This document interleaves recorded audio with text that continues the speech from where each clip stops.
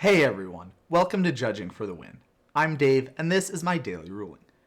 If you watched my video about how meld works yesterday, you might have thought, hey, wait a sec, there's one other question that I had about meld.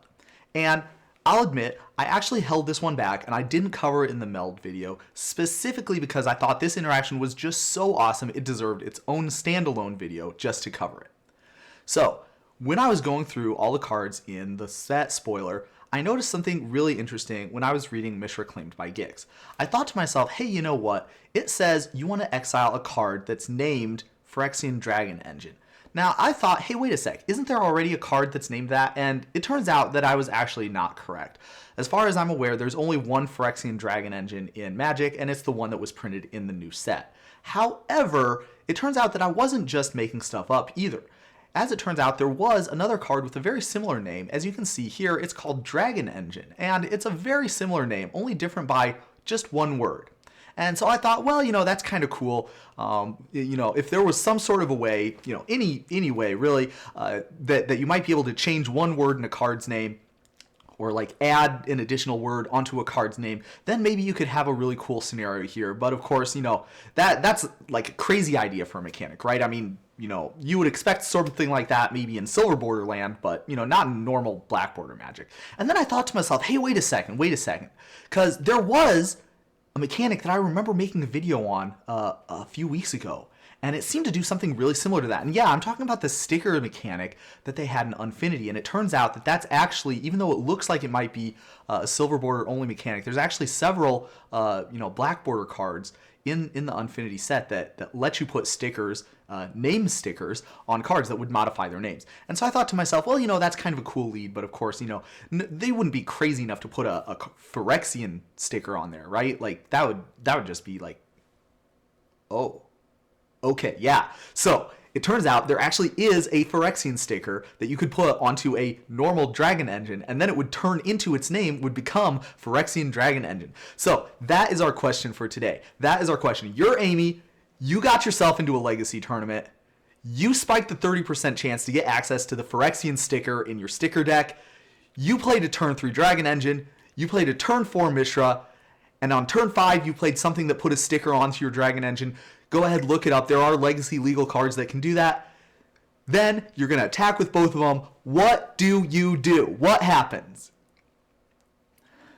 Okay, so this is a really fun question. And unfortunately, I've got some bad news for everybody, which is when you actually try this question out in real life, it turns out that there's a little bit of a snag. And so in order to see exactly what happens, we're going to go through step by step. And so the first thing that we're going to do is we're going to take a look at the trigger condition, and it says something like, when you attack, okay, that's what we're doing. Amy is attacking with Mishra, so that would be a thing. If there is a creature, Mishra, and a creature named Phyrexian Dragon Engine, so far so good, right? Because we do have a creature that's named Phyrexian Dragon Engine that's attacking also, and that's the actual official real life name of that card. Okay, so then and you have to both own and control both of them. So of course Amy controls both of them because she's attacking with both of them, and also it turns out that Amy has to own the Phyrexian Dragon Engine, and the reason is because it's not possible to put a sticker onto a card that you don't own. Fun fact. So we're good there. Okay, so what do we do? And so what we do is we exile both of them, right? So no problem there. There's absolutely no reason at all why we cannot exile both those cards. So that's exactly what we're going to do. Okay, and now what do? We meld them together, and this is where the problem comes in, because actually it turns out that there actually is a rule. It's this rule here that says if we are instructed to meld something that is a token, or something that is not a meld card, or something that is two things that are not part of the same meld pair, then that instruction is not possible to perform, and the cards will stay in their current zone. So it might surprise some of you to hear this, but it turns out that Dragon Engine, the card Dragon Engine that was printed decades before meld was even introduced as a mechanic, is not, and I checked, I looked at the back of mine, it's not a meld card. And so that means that when we get that instruction that says to meld the both of them together, that's not going to be possible for us to perform that instruction. So instead, we're just going to have both of the cards stay exiled. And so that's really sad. The Fun Police really raining on everybody's parade here. But that is in fact what would actually happen if you were to do that in a real Legacy tournament. So, okay, now I was sad. I was sad, everyone. I was really sad about that. And I tried. I really wanted this one to work out. And so we actually did, have a few ideas. So the first one that I came up with was, ninjutsu, right? So you could use that card that gives like all of your stuff in your hand ninjutsu, and then you could use that to ninjutsu in a actual Phyrexian Dragon engine and sub it out with the sticker Phyrexian Dragon engine. And that way, if you were to do something like that, then that would mean that you were in fact attacking with both of them, and that would work out. Unfortunately, it turns out that when you look at the ninjutsu ability, it says you have to return an unblocked attacking creature to its owner's hand. And that's going to be a problem because in order to be an unblocked attacking creature, you would have to be in the declare blocker step. And so the ability triggers when you attack, which means that you're in the declare attacker step. So you are not going to have any unblocked attacking creatures to return at that time because the game hasn't yet had the ability to declare blockers. So unfortunately, that one's not going to work. Another idea that someone brought up would be maybe if you had like a master transmuter, you could use something like that. Unfortunately, that's got a little bit of a similar sort of an issue, which is that when the master transmuter puts it into play, it's not going to be attacking, right? The master transmuter just puts it into play. You'd need something that puts it into play attacking because that's what the triggered ability looks for. It looks for if you have something that's attacking. So that one's not going to work either. But then there actually are a couple of ways that would work. So as you might know, I'm actually really close personal friends with Kalia, and so sometimes from time to time I consult with her on rules questions, and I gave her a call and I asked her if she had any ideas, and she's like, of course there's a way you could do it. You could use me. And so if you look, the Phyrexian Dragon engine actually does turn out to be a dragon, so that would mean that if you had a Kalia that was attacking also at the same time, then Kalia's ability would allow you to put a dragon into play attacking. And so with that is actually absolutely perfect because that's exactly what we need. Some other people that reached out to me suggested Ilarg the Rage Boar. That one actually works also exactly the same. Now with both of those, there is kind of a catch. You need to make sure that when you attack, you stack the triggers the correct way. So you need the Mishra ability to be the last one to resolve because you would need the Kalia or the Ilarg ability to resolve first so that it could put the Dragon engine into play, the Phyrexian Dragon engine. However, if you were to do that, then that trick would work exactly perfectly.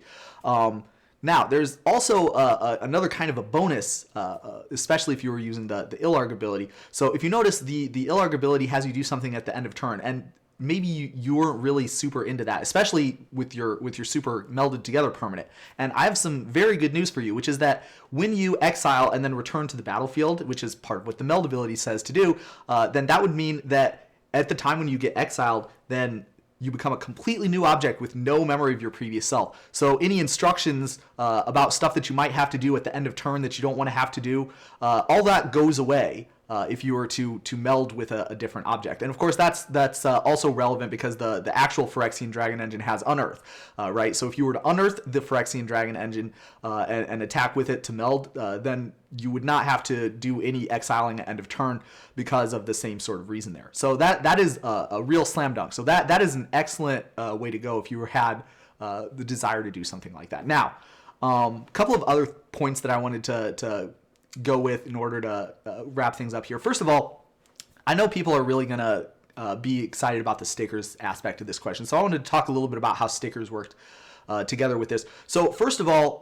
the one important point that I wanted to make is that, as I mentioned earlier, you have to own a permanent in order to put a sticker onto it.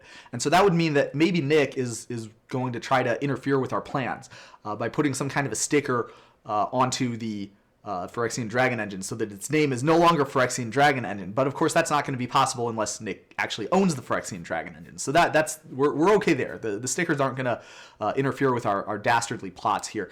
Now, one thing that we maybe were interested in would be, well, maybe Amy is going to put a sticker on the Mishra. Don't ask me why. Amy likes hot dogs, maybe, so maybe she puts the hot dog sticker onto Mishra. So with that being the case, if we had hot dog Mishra claimed by Gix, what would happen? Well, it turns out that stickers, one of the fun things about stickers, is that they do not leave the permanent that they're on if you change zones, as long as you're changing to a public zone. So that means when you exile the Mishra and return it to the battlefield melded, the sticker is able to stick onto it during that entire process. And really fun fact also, if you have a sticker on a component of a meld permanent and you meld it together with something, then even though its name changed, the sticker is still going to be on there, and the sticker is going to be in the same position as what it was. So, you know, if we had like hot dog Mishra claimed by Gix, then we would have like the hot dog Mishra and then its new title. If you had the hot dog sticker in some other position, you would count how many words into the name that it was, and it would be that many into the name of the new permanent. If it were not, if you had a situation come up where it's too far and the name of the new permanent is too short for that to work, you would just put it at the very end. So that's actually how stickers would work with meld permanents.